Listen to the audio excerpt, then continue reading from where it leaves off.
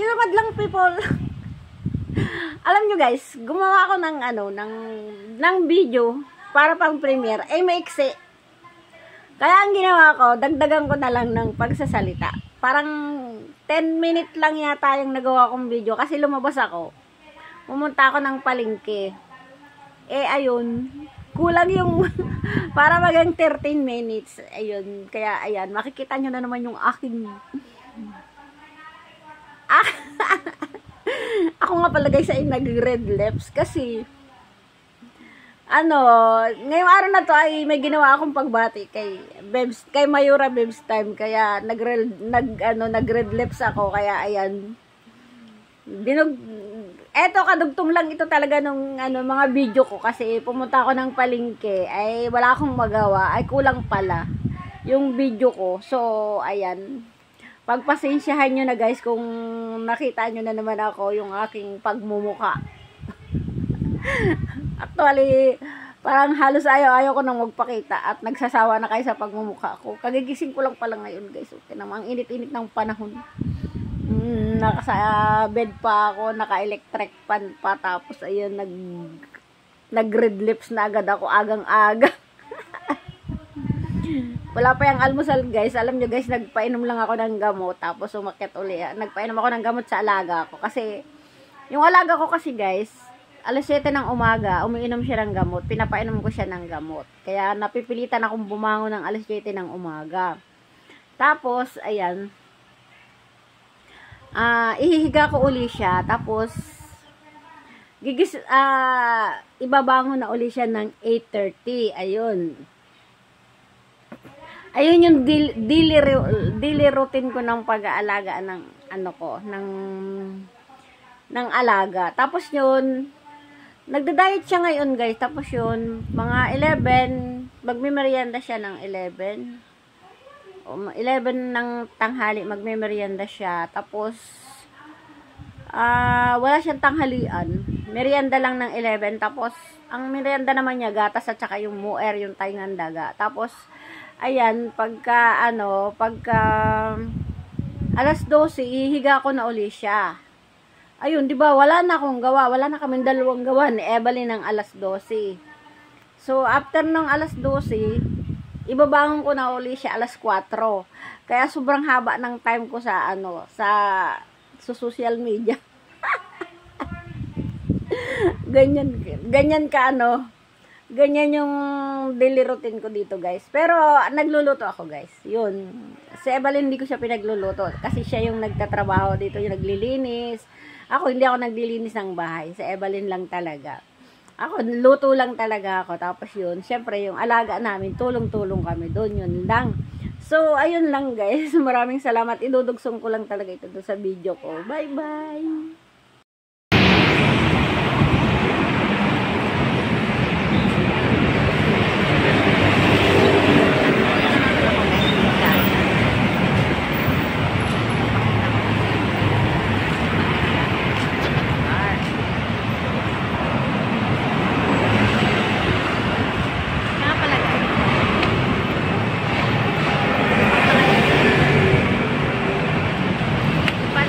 Meron kaya po naman punta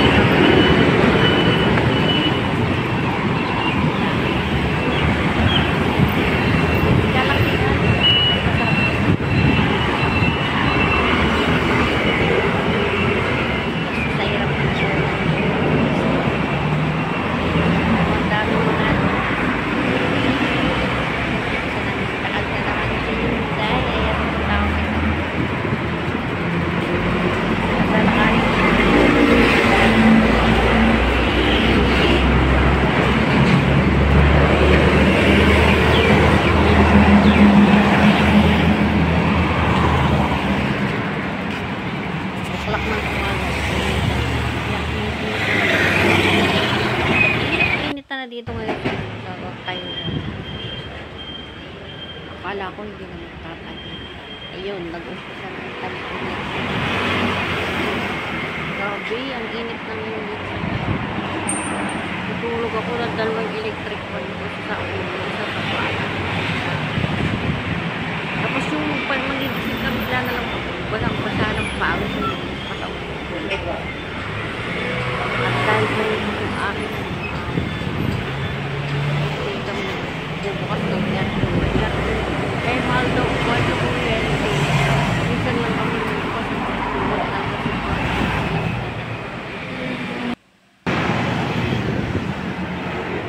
eh, andyan na nga pala yun sa ano. Andyan na pala yun sa tapat ng ano. Sa tapat ng clinic. Nandito na wala akong clinic. Sama na dito tayo. Alam mo guys, bukas na walang clinic. Ano, daming nakapit. Ang number 2 ay, ang number 55 per 6 pala yung number ko. Kaya ayan, bukas ako ng clinic para mag-video-video dyan sa labas na yan. At para may maging makabuluhan yung aking buhay ngayong araw na to, ang ginagawa ko ay mag-video-video lang muna ng konti dyan sa labasan na yan. Ayan. Kala mo ganyan ako maano, gumawa ng paraan para lang makapagawa ng premiere. Ayan. Sa pamamagitan ng video-video na ganyan ayan, at least ayan o, tingnan nyo guys. Diyan ako niya sa loob ng ano, ng clinic. Ang daming tao kasi nag-holiday dito sa Taiwan, kaya ang daming taong nakapila. So 55 pa yung number ko, 31. Uwi di. Parang tapos na ako dyan, oh. Pauwi na. Alam niyo guys, inabot ako ng ano. Inabot ako ng pumunta ako ng clinic 9 tapos ako 10:30. Kaya ano, hindi na nga pala kaya. Diretso na ako uwi. Kasi hindi na talaga ako nakapamalit. Kasi pupunta pa ako ng palengke. Sobrang init na. Ang ginawa ko, umuwi na lang ako. Diretso ng uwi ng bahay kasi magpapainom po ulit ako ng gamot ng anak. Alam mo guys, yun lang naman daily routine ko palagi. Kailangan natin na ipainumin palagi ng gamot ang alaga. Ayun, para humaba pa ang buhay. Kaya, alam niyo guys, kaya ako nagtatagal dito sa bansang Taiwan. Mabait kasi yung ano, alaga ko. Saka yung aking tinitirhan, yung anak ng mga alaga ko ay kasundo ko. Tsaka wala naman talaga akong ginagawa. Kaya, imagine, 13 years, 10 years na ako dito sa Taiwan. Isa lang yung alaga ko.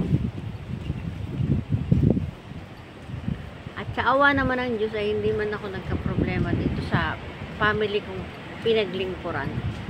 At ayun na nga guys, ang dami-dami ko nang nakasama, nagpalit-palit yung kasama ko. Ako lang yung natira talaga na hindi nagpapalit ng alaga. Dito lang talaga ako. Simulat sa pool ng inalagaan ko yung alaga ko. Andito pa rin ako hanggang ngayon. So at kaya nga ang wish ko talaga doon sa alaga ko guys ay humaba, parang humaba yung buhay niya.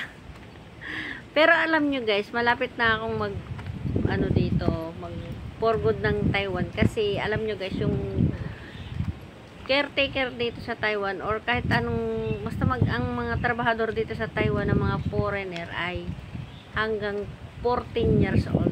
14 years lang. Pagkatapos ng 14 years, hindi na uli. Kailangan umuwi ka na ng Pilipinas.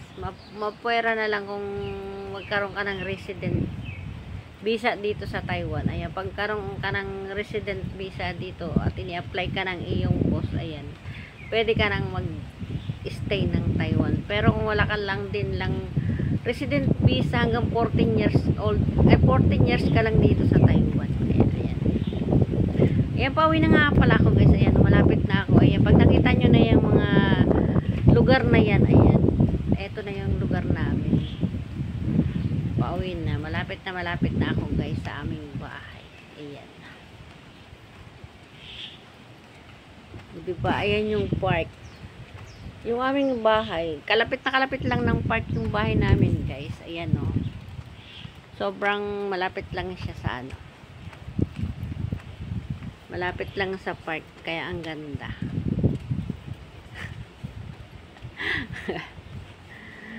Ayan, oh, malapit na. Ayan yung madadaanan na yung simbahan. Ayan yung simbahan. Ayan, dyan ako lagi nagsisimbahan sa simbahan ng mga Buddhist.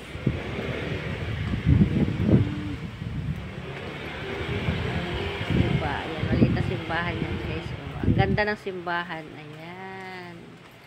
Ayan, malapit na. Ayan na yung bahay namin. Natatanaw na yung bahay namin. Ayan, hanggang dyan na lang, guys. At ako ay tapos na ang aking ginawang video. Hanggang dyan lang talaga, guys, yung ginawa kong video. Ayan. Oh, diba? Ayan na yung bahay namin, oh.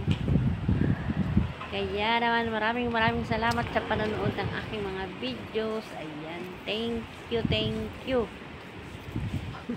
Pag nakita mo, guys, yung halaman na yan dyan sa harapan ko. Ayan.